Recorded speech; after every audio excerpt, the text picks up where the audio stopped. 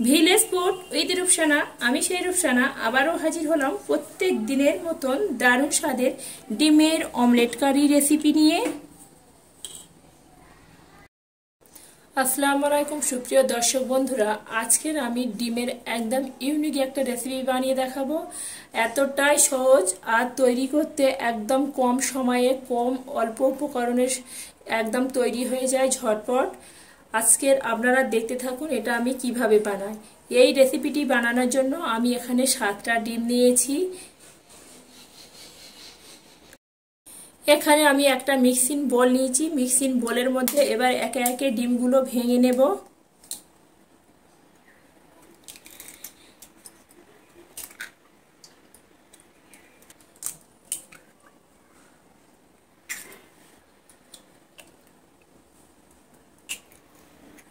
ডিমগুলো এবার আমি একটা কাঁটা চামচের সাহায্যে এইভাবে ডিমগুলো সুন্দরভাবে এইভাবে ফেটে নিতে হবে, একটু সময় নিয়ে ফেটাতে হবে। এবার আমি এর মধ্যে দিয়ে দেব স্বাদ অনুযায়ী নুন, জিরা আর মরিচের গুঁড়া 1 চা চামচ, দিয়ে দিচ্ছি 1 চুটকি হলুদের গুঁড়ো, 1 চুটকি লঙ্কা গুঁড়ো। সমস্ত উপকরণ আমি এখানে অ্যাড করে দিয়েছি। এবার আরও সুন্দরভাবে কাঁটা চামচ দিয়ে সময় নিয়ে এইভাবে ফেটে নিতে হবে। সময় নিয়ে সুন্দরভাবে ফেটে নিয়েছি। এখানে আমার ফাটা একদম কমপ্লিট হয়ে গেছে। এবার আমি এটা এক সাইড করে নিচ্ছি। এখানে একটা ফ্রাই প্যান বসিয়ে দিয়েছি। ফ্রাই প্যানের মধ্যে কিছুটা পরিমাণে সরিষার তেল দিচ্ছি। তেল গরম হয়ে গেছে। এবার আমি এখান থেকে অল্প একটু এইভাবে ডিমের মিশ্রণটা নিয়ে ঢেলে দেব।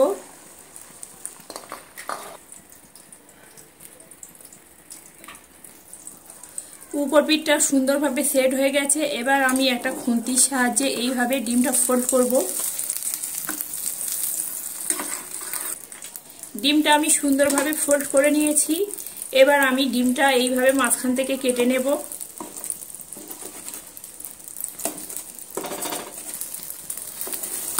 এইভাবে করে আমি 3 পিস করে কেটে নিয়েছি। এখানে আমাদের তৈরি হয়ে গেল একটা ডিমের অমলেট। এখানে আমার একদম রেডি হয়ে গেছে। এবার আমি তুলে নেব। বাকি যে ডিমের মিশ্রণটা আছে একই রকম ভাবে এইভাবে অমলেটটা একদম রেডি করে নেব। আবারও আমি একই রকম করে এইভাবে ফোল্ড করে দিচ্ছি। এখানে আমি সুন্দরভাবে ফোল্ড করে নিয়েছি। একই রকম ভাবে আবারও মাঝখান থেকে এইভাবে কেটে নেব।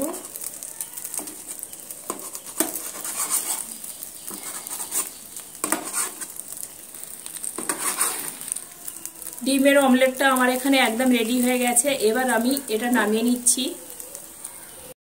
রেসিপি বানাবো বলে আগে থেকে একটা কড়া বসিয়ে দিচ্ছি। কড়াতে বেশ কিছুটা পরিমাণে তেলও অ্যাড করছি। তেল গরম হয়ে গেছে। দিয়ে দিচ্ছি পেঁয়াজ কুচি। পেঁয়াজটা একটু হালকা নেড়ে চেড়ে লাল লাল করে নিচ্ছি। পেঁয়াজটা নেড়ে চেড়ে লাল লাল করে ভেজে নিয়েছি। 500 গ্রাম আলুকে ভালো করে কেটে ডুমো করে কেটে ভালো করে দিয়ে পরিষ্কার করে রেখেছিলাম। এবার আমি এর মধ্যে দিয়ে দিলাম। এবার দিয়ে দেবো স্বাদ অনুযায়ী নুন।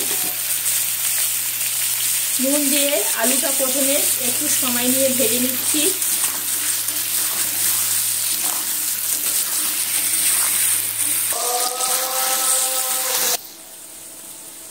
আলুগুলো আমি নেড়ে চেড়ে নুন দিয়ে ভালো করে ভেজে নিয়েছি। আর আলুর রঙটা একদম চেঞ্জ হয়ে গেছে। এবার আমি এর মধ্যে দিয়ে দেব 1/2 চা চামচের হলুদের গুঁড়ো,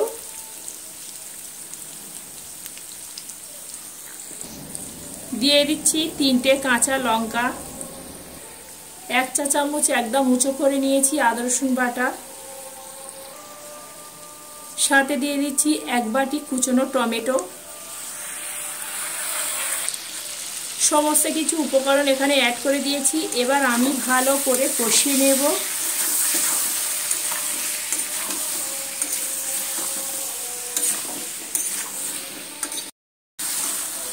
এখানে আমি মিনিট 5 সময় নিয়ে কষিয়ে নিয়েছি। এখানে সুন্দরভাবে কষানো হয়ে গেছে। এবার আমি এখানে যে কাজটা করব, এখানে অল্প একটু পানি অ্যাড করছি। পানিটা অ্যাড করে আবারও নেড়ে চেড়ে নিচ্ছি। এইভাবে নেড়ে চেড়ে একটা ঢাকা দিয়ে আবারও এটা আমি 5 মিনিটের মতন কুক করতে দেব। বন্ধুরা, আজকের আমার ঠান্ডা লেগে গলাটা ভীষণ একদম ধরে গেছে, তাই কথা বলতে প্রচণ্ড অসুবিধা হচ্ছে। 5 মিনিট পরে ঢাকাটা তুলে নিচ্ছি। আর দেখতে পাচ্ছেন বন্ধুরা যে পানিটা দিয়েছিলাম, পানিটা শুকিয়ে গেছে আর সুন্দরভাবে তেলও ছেড়ে দিয়েছে। আবারও আমি মিনিট 3 সময় নিয়ে কষিয়ে নিচ্ছি। রেসিপিতে যত সুন্দরভাবে কষানো হবে এই রেসিপির স্বাদ কিন্তু বন্ধুরা দ্বিগুণ বেড়ে যাবে। এইভাবে কষিয়ে কষিয়ে করলে এর স্বাদ কিন্তু একদম অমৃতর মতন স্বাদ লাগবে, সেটা যে কোনো রেসিপিতে হোক।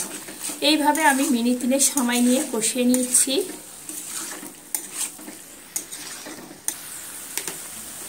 এখানে আমি সময় নিয়ে কষিয়ে নিলাম। এবার দিয়ে দেব 1 চা চামচ একদম উঁচু করে নিয়েছি জিরা আর মরিচের গুঁড়ো। জিরা আর মরিচের গুঁড়োটা দিয়ে আবারও আমি 2 মিনিটের মতন এইভাবে কষিয়ে নিচ্ছি। আলুটা কষানো একদম কমপ্লিট হয়ে গেছে আমার এখানে। এবার আমি গ্রেভির জন্য এখানে একেবারে পানিটা অ্যাড করছি। পানিটা এমনভাবে দিতে হবে যেন আলুটা এইভাবে একদম ডুবে থাকে। এবার আমি একটু নেড়ে চেড়ে নিলাম। একটু নেড়ে চেড়ে নিয়ে আবারও এটা ঢাকা দিয়ে 10 মিনিটের মতন হতে দেব।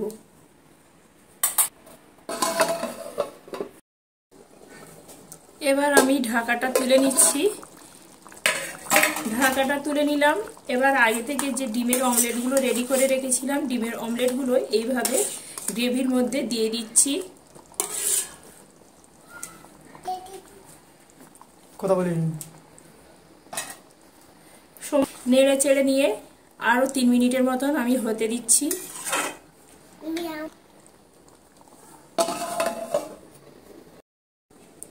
আবারও 3 মিনিট পরে ঢাকাটা তুলে দেখাচ্ছি। দেখতে পাচ্ছেন বন্ধুরা ডিমের অমলেট কারিটা আমার এখানে একদম রেডি হয়ে গেছে। উপর থেকে দিয়ে দিচ্ছি 3টে কাঁচা লঙ্কা।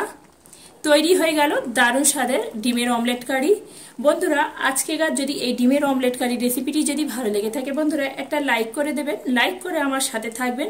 এইভাবে নিত্য নতুন রেসিপি পেতে গেলে অবশ্যই চ্যানেলটি সাবস্ক্রাইব করবেন।